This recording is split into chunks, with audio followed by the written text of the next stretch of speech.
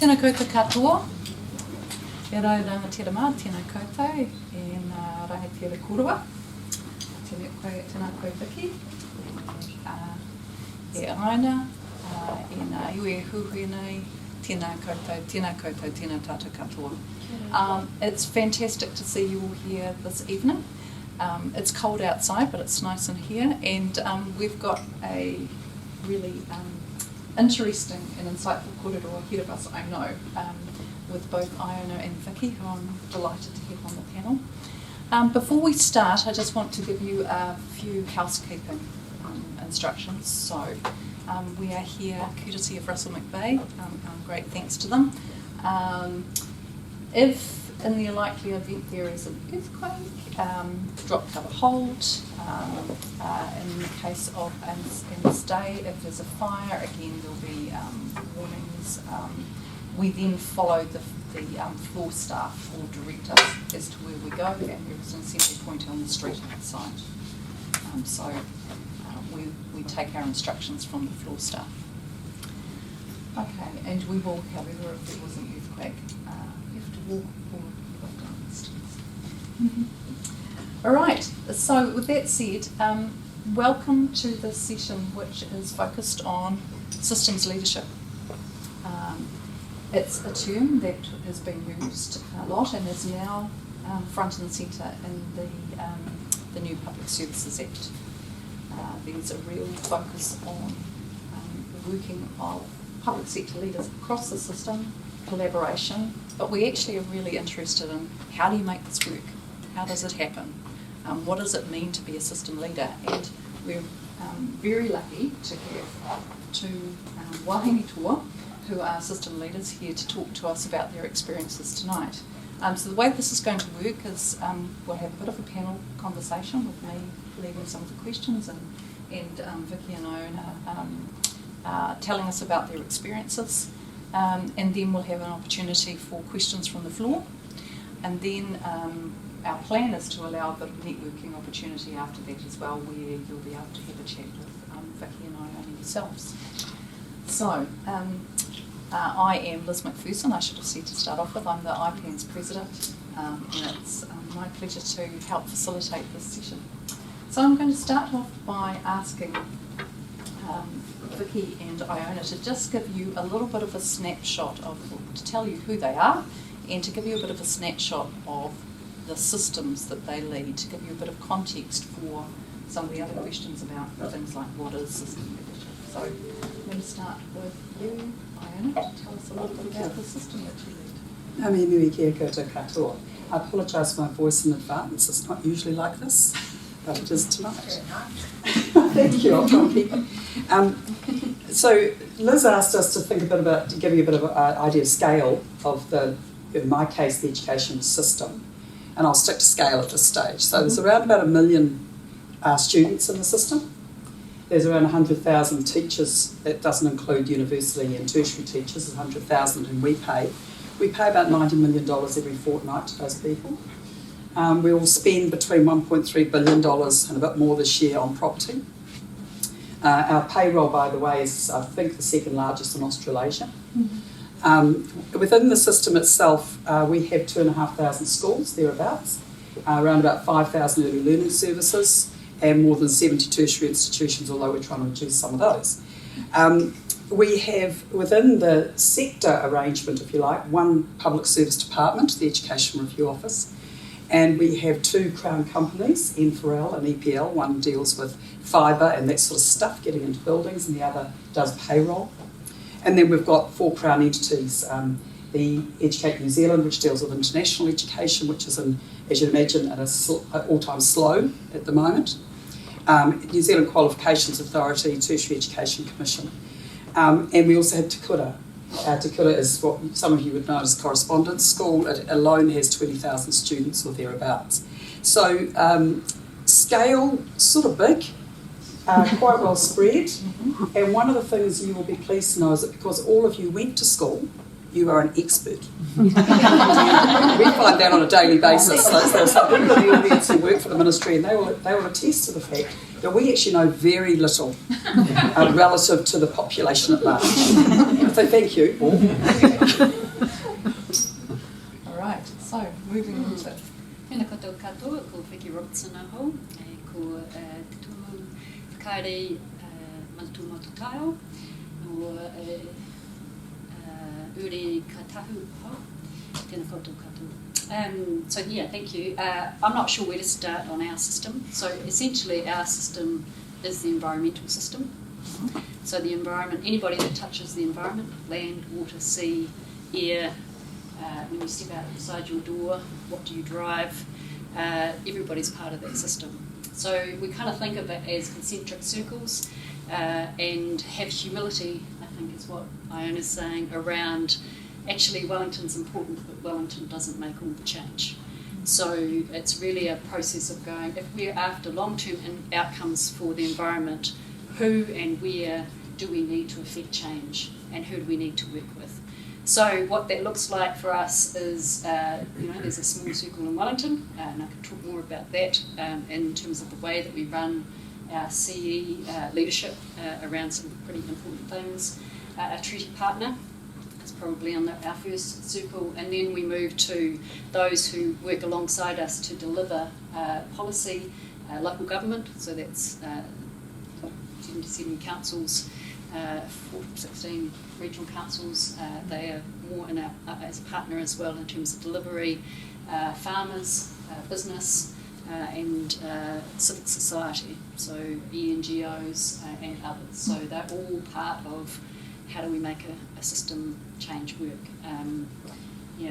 So when people ask me about system, I think, well, I can't affect change without thinking about it as a system, because as I said, probably the biggest example is, the Resource Management System, Act was put in place 30 years ago, really fundamental change to the way that we manage resources. At that point in time, it got changed 27 times at the national level since then. And one of the arguments is that nobody really thought through how it would be implemented on the ground. So I talk about it's all very well to do Wellington stuff, but if you throw it over the fence and expect everybody else to pick it up, that's not going to affect the change that you're really after. So it's kind of a two-way system. It's not a top-down, here we go, this is how it should be. Mm-hmm. It needs to be informed all the way back up to. So yeah, I can't put numbers on scale. Sorry. Mm-hmm. So you both lead quite different systems. How do you think about that system leadership, and what sort of levers do you, when you think about leading across the system, what sort of levers do you use? Can I just pick up on Vicky's point about the importance of where the change occurs, because I think that is really critical. Mm-hmm. It's exactly the same in our system. We can do whatever we like in Wellington. We can train as many teachers, we can have them at the best top of their game. If they're actually not doing the right things for kids on a daily basis, actually we're not changing anything. So it's having the multitude of people who actually influence what goes on every day holding hands and pointed in one direction. And I remember years ago, Alan Bollard saying to me, when he was Secretary of the Treasury, he said, it's very, very hard to turn around. No, actually, I said to him, it's very hard to turn around the ship of state. Mm-hmm. He said, no, it's not hard to turn around the ship of state. It's very hard to turn around the flotilla. And I think that has stuck with me, because I think, for me, I'd characterise system leadership and education as trying to manoeuvre and trying to navigate the flotilla in one direction, and that they're all fishing in the right places, only where they should be fishing. Only the fish they should be fishing, that's right. So how do you do that, right? It's magic. Yeah. All right, so everybody here in this room today wants to get a little bit of an insight into the magic. So the first and foremost for me is actually putting yourself in the position of the people you're wanting to change. Whose behaviour, whose actions do you want to change? If you don't understand their lived reality, nothing that we do here will connect. And we've seen it for years. We've seen Wellington perform beautiful miracles in Wellington, which land like a thud out of here, because we're all expecting people to, as you say, pick it up and create something out of it. So first and foremost, understand what it takes for an individual in their community to change and work to that person. I think this is what you're getting at. Probably they'd say we don't really know, so it's okay. I'm learning. The system changes all the time, and so some agility in this is important. But some of the things that we've used. So at the public sector level, we've had a climate change CEs group that has done. This sounds trivial, but it was really important around joint advice to a series of ministers on the targets that went into the Zero Carbon Act. We now have that more formalised that through the Public Service Act, but what that meant was that ministers focused on the right things because they weren't arguing about the economic modelling, which we could have disagreed with across our agencies, but they were focused on what are the targets and what their decision was. So that's at the micro level in Wellington. But the other part is we are a little bit innovative, and sometimes it's really hard to make happen and keep with it. But for our freshwater reform process, we had 4 different groups, and we actually developed the policy with all 4 groups. So we had a farm leaders group with practitioners on farm developing up their views on policy. We had a Māori group that helped us develop up what was the fundamental change in our freshwater system, which is Te Mana o Te Wai. And we had a regional council group who were working with us in our policy teams. And we have one more which I've just forgotten, but we had another one. Anyway, so a normal policy person would be absolutely terrified by the thought that they not only do they have to manage and think about what the advice they're giving to ministers, but they're also having to work out how to bring that what I would call on the ground expertise into the policy development. And I think that's part of what I say is our system leadership role, and we're kind of navigating between that and also having a view. So I think that's really a different way of working. So I think there's a tension in here all the time between where the people who are seeking to make the change want to go and where they need to go. So the leadership function is not merely a case of listening and reporting back, but it's influencing and pushing forward as fast as you can in relation to the totality. And you can only go as fast as the critical mass will let you. Yeah. So you've always got to find where that magic spot is. Where is it you can get forward, and where can you take advantage of that and get leverage? So there's a constant flexing, and there's a constant reviewing about what's happening in the wider environment, and having that conversation with ministers, because they will all come with their own experiences of what's happening on the ground, and quite legitimately so. Public servants sure as hell aren't experts in everything, but we will have a view and they have a view, and when you get those two things together and you get a synchronicity, I suppose, about the speed and the direction of travel is very important. It's very hard to do this stuff if you and your ministers are not aligned. Mm-hmm. And I see a few nods in the room. I presume those are people with bitter and hard experiences. We've all got scars like this. So the question is, as a system leader, what's your responsibility back to your minister? Mm-hmm. And it's like your responsibility, whether you're a system leader or not, all you can do, and not all you do, but what's really important that you do, is you speak what you know, and you create the space with ministers to listen to them. Because I think sometimes as senior public servants we can get really clever at thinking we've got all the answers. And if we don't win the political argument as well as the public service argument, we won't get the progress we need. And it doesn't matter who the government is. It's completely irrelevant as to who the government is. The process is the same. So as system leaders, you actually get a bit of an opportunity to engage with ministers on a wider front as well, and they expect that. I think it's a real privilege to be in these positions. Just picking up on that, I think system leadership and stewardship go together, and one of the beauties of our role in the system is that we do have a long-term. It's in our act. We have an obligation to look at the long-term and to be stewards of the system. Plus, we have an independent reporting act. That those two things are now part of all CE's obligations in a sense in terms of our stewardship role. And I think that is the way that you navigate between the here and now and what needs to happen in the system, and actually getting things on the table that you know needs to get on the table for the future. So an example is to unlock our climate challenges, we really need to shift our finance system to a sustainable finance system. New Zealand is really behind the ball on that. So the way to do that wasn't actually to do the work ourselves, it was to help a group of private sector working with government start to unlock that issue. And a legal opinion was done around what is the basically the climate risk that boards have to take into account. So that kind of then starts to unlock, what the possibilities are in terms of climate change. So now we are having a conversation at the centre around, well, what's the government's role in climate finance? Because here's the private sector doing this piece, what is the government doing? So governments always lag the constituencies, so it's kind of how do you get these things on the table in a safe way, and you've got to do it early. You can't do it, when the ministers have already said, well, these are my priorities and I don't want you to do X, Y, Z. But you've got to have, and this is really challenging, you've got to have that eye to what is that long-term thing that you're trying to change, and how do we know we're getting there? And this is something that we oscillate on.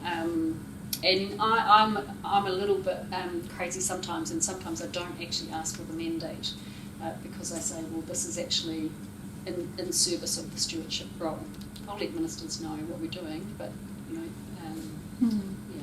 It's actually something I was just going to follow up on. Both of you just introduced the word stewardship, and both of you have used the term influencing a lot. What is there a mandate for the system stewardship role, and to what extent does a mandate matter in this space? What sort of, again, it comes down to conversations often used to have in the past around what authority do you have to undertake this role? I might start with you.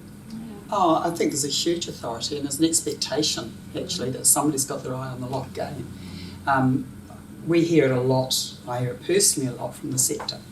Their expectation that while governments may change, the Ministry of Education will be there and that we've got an obligation to the long haul. So even if ministers didn't give us that expectation, actually, I think there's a public expectation. But having said that, and I'll use because I'm in almost the opposite situation to Vicky in terms of evidence and information and measurement. We came out of an environment for 10 years with national standards in primary schools, which were really separated the sector. And to the extent that this government came in and said, we'll stop national standards, that was good, that was supposed to be a political win from their perspective. We have no data in the system now. We have no information in the system at all. Now, whether you like national standards or not, I'm not going to debate, but there's nothing replaced it.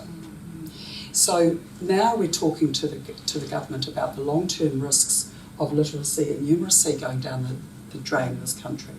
And so the first question, the political question that they have to answer is, and I positioned them with, is if we were sitting here in 10 years' time, what would we have asked to make sure that we weren't in the same position as we are now with declining literacy and numeracy?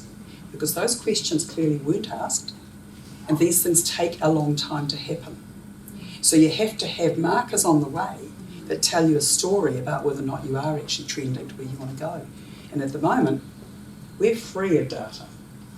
So that is a huge risk to us being able to steward the future. So, yeah. So from a system leadership perspective, then how would you know that you're making a difference? Well, this is walking ministers to the edge and having them now say, yes, we want to go there, we understand why you need to go there. Now that we need to help them walk the profession back from the edge, because that's where they are at the moment. A lot of them still are. So that will be done through a variety of means. One is to build the trust and confidence of the sector that we're not going to develop league tables. The second is that, I don't know whoever thought we could do it, but that we will not have performance pay based on league tables. Okay. We struggle to pay them, let alone have performance pay.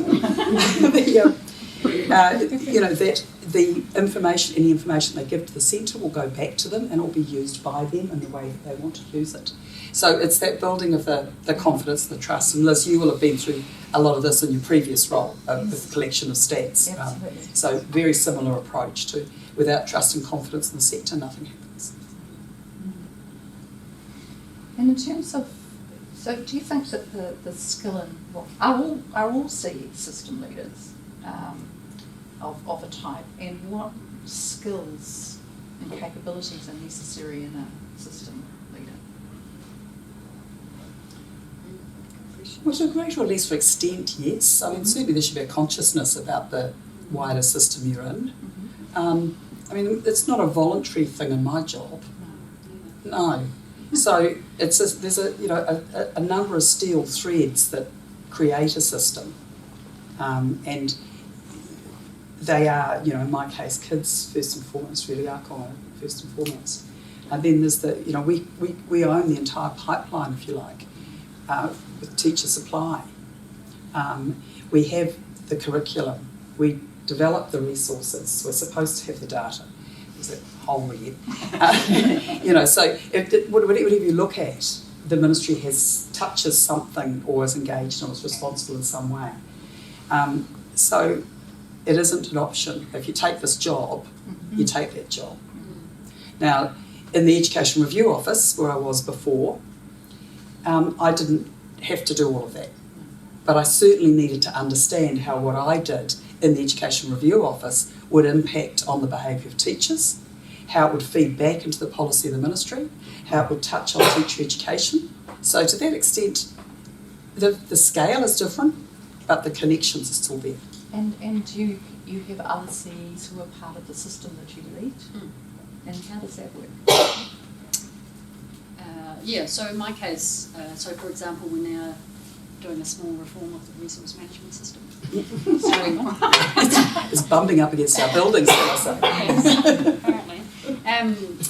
So we have 12 ministers, and I have a CE board that, at least on parts of it, we're mandated under the Public Service Act, developed under Ordinary Council, and we work with one minister for part of the reform.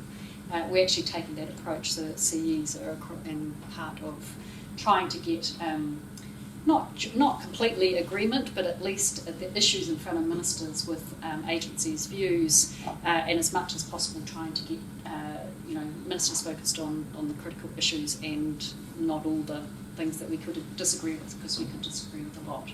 And in the context of these meetings are 2 weekly, so this program of work is intense, and so it's part of it's mandated, but we've actually come together because it's so important. So that's working well. I wanted to pick up on your point about the capability.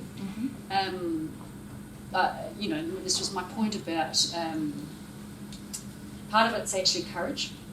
When you're in a role like ours, and in some ways our role, we don't have direct influence. We don't own any authority. We don't have any authority over anybody in our system, other than to say, "Hey, look, the environment's not doing so well. Should we talk about that? And how do we work together to do something different in here?"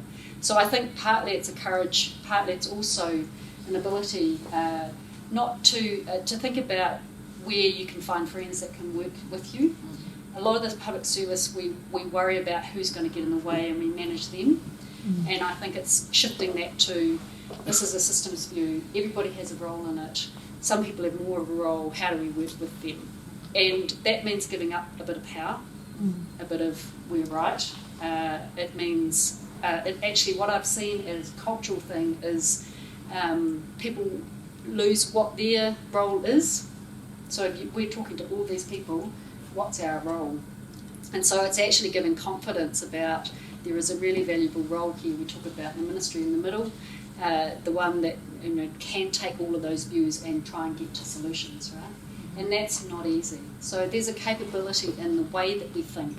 So, and the OECD have done a lot of work in this. If you want to have a look at systems thinking, go and have a look, because and COVID's shown us, right? You cannot think in a linear way anymore. And having skills around systems thinking and being able to translate that to action I think is one of the things that, well, I'm still learning, but something that our public service needs to really start to lean into, no matter whether you're in a system that's like ours or, you know, any of our agencies really touch on different systems, right? So, yeah. Your take on that? Yeah, I mean, likewise, I have a group of chief executives who's on a formalised board. I've only got 4 ministers, I feel quite. So you've got much greater scale there. I'm happy for you. Ian's leading climate change. Yeah, that's right.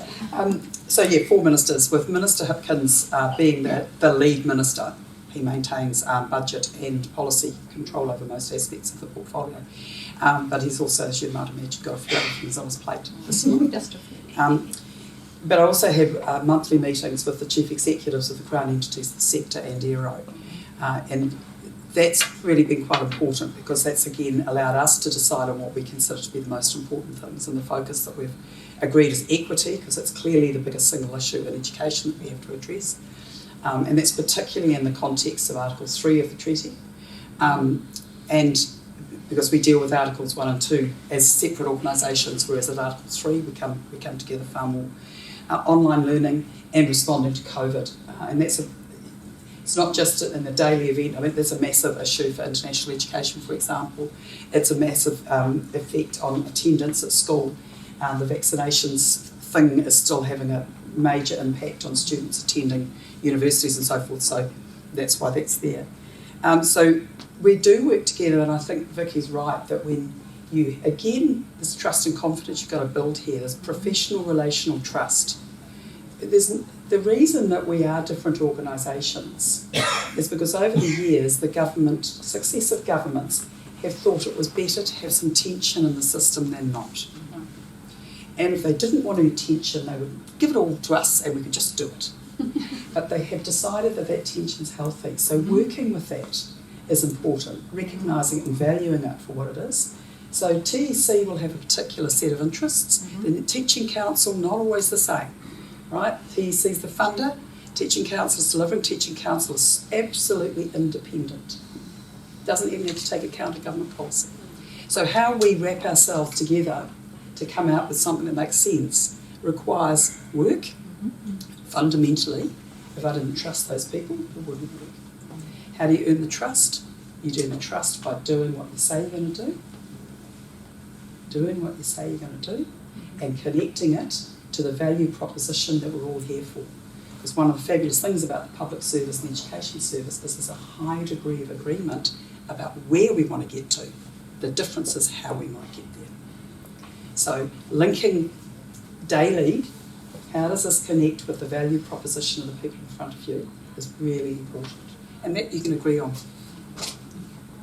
And in terms of, so if systems, working in a system way, you brought up COVID. And COVID, I think, was a really good example to all of us that we actually have to think about, it made people think about the collective. It made people think about how are we actually going to keep ourselves, each other safe. If that sort of activity, which resulted in power sharing, didn't it, and imbuing others with trust and letting people get on with things, if that's part of system leadership, are we developing those capabilities across the public service at the moment, and how do we build them? How do we develop that muscle memory? Yeah, I mean, I think I go back to partly it's the way that we do policy. So I do think there's some more modernisation of the way that we do policy, because I think if you think in terms of a system approach, then you probably take a different approach to the way that we develop policy, and therefore it takes you to thinking about where the levers are in the system to affect change. So, for example, in my area, we are very heavily legislatively focused, very heavily will change the system through a regulation or a legal change. And what we're trying to do more of now is working alongside regional council, for example, and how they affect freshwater change, and actually doing that jointly together to implement a regulatory policy. And what capability. So I think it does start from how we think about our policy. If you're in a policy shop, because it does make you ask different questions. I think that it's not easy to navigate between what I call the authorising environment in the beehive and what is the real world out of Wellington.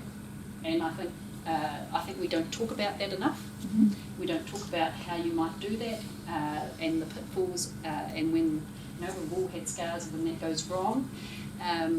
But also what helps with that. And I've learned some lessons in that in terms of managing the authorising environment. And that's, has paid off. So, things like being upfront about what you're doing, no surprises, getting other voices into your policy development process. They hear them anyway, right? So you might as well bring them in. But I think there's a lot more that we could do in terms of the leadership capability, and I don't mean to seize all the way through around how you hold your own in that. And I think the other bit that I've kind of recognised is people get disappointed. So what we're talking about is really kind of aspirational, that we want to affect change for the long term, right? And we kind of all want to be in that space. And I think for my people and for myself, just dealing with the disappointment of how much you can do that at any point in time. And I think we need to talk about that and start to have milestones around if we are about long-term change. For example, the question I'm asking in RM reform at the moment is this going to improve environmental outcomes or not? And tell me how. Right? And what would we hold on to in that reform as a bottom line for us as a ministry, because it's absolutely critical to that long-term outcome. And what I'm doing there is actually making it more realistic, because ministers won't agree to the full round. Our engagement and the strategic role of Māori in that system is the other one. In the round, are we making that better? Rather than in each piece of it, do we win that argument? And I call it winning deep as opposed to winning shallow. And I think we have to be, this is more realistic and also more grounded in what are the things that actually make a difference. So systems thinking, but what makes a difference in the long term? And that's hard. It's actually hard to say. My team struggled to give me an answer to that, but they've done it, and they've just produced a piece of advice to ministers about, from an environmental point of view, these are the things that absolutely has to be delivered through that system, through this work. And that's, doesn't mean they won't juggle around on a lot of other things, because a lot of other objectives to manage. But yeah, I think on the capability, the diversification of the public service and accessing those parts of the community that have particular and special needs and opportunities. I think that, and I've got the privileged position of having 12 regional officers who are, in part thanks to COVID, much better connected with their communities than they would have been otherwise. And so leveraging off that and maintaining that relationship, and we are largely doing that. So I think the capability to grow relationships and to be authentic in those, and to, as you say, hold the right relationship too. We are the Crown. We're not a community agency, we're not an NGO, we're not Te Rangatiratanga, we're not Tangata Whenua, we are the Crown. And so having a way of describing the role of the Crown in relation to Tangata Whenua is really important, and knowing where the role of Tangata Whenua sits and how Kawatanga relates to it, we have to get much better at. So that's a capability where I think we're all growing and competing to do. I think we have we've included, and because of the criticality in education, created one position of the lived experience where we have a person who's disabled in his own words, impaired, as an autistic person who holds a senior position in the organisation. And he is building capability around our understanding of that level of diversity. The early days, we have grown the diversity of our workforce in terms of Māori Pacific, particularly grown it in Māori, but also deepened the understanding of all of us through the Te Arawhiti program, which is one around understanding the issues of race in this nation. And believe it or not, training people in the treaty. Because what I realised was a whole lot of public servants didn't get that. No. They didn't get it at school because we stopped teaching it there. They didn't get it in the public service, which is where I got it, because it had stopped there. So we're having to backfill all of that. And those things actually build capability that is sustainable. These are steps on a journey, they're not endpoints.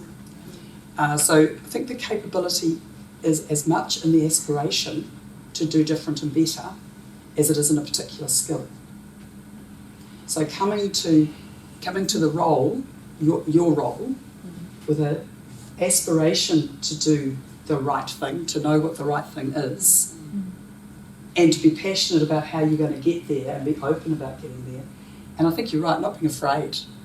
You know, if you know where you stand, you can open yourself up to any other viewpoint. Yeah, and that's one of the privileges of being a public servant, that you deeply understand what other people are, and then you can convert that into policy. So I think that's great. And if you time travel out 10, 20 years and imagine what people might expect of the public service then, and probably people are not going to say, you guys go and write all the policy on our behalf, right? So we're seeing that shift of citizen involvement, and around the world it's starting to happen. So I think it's part of that, almost future-proofing the public service in a way, because citizens are going to want to, they're not going to want to vote people in for 3 years and then leave them to it. We're already seeing that. They want to be involved in solution building themselves. We're already seeing that. So that's just going to keep evolving, I think. And the importance of the Constitution and the importance of the public service in that, I think, is partly drives our different way of thinking as well. Yeah. And I think what I'm hearing from both of you is that while we might systems leadership and systems thinking is talked about globally, here in Aotearoa, New Zealand, we will have a different approach to systems leadership because of who we are as a country, and because of the fact that we have te tiriti to ground ourselves up. Plus you can get everybody in a room mostly. Yeah, most of the time you can actually get people in a room and talk to them. It's pretty amazing. It is a big deal. It is a big deal. That's been fantastic, but I don't want to hog the questions. So I'm going to throw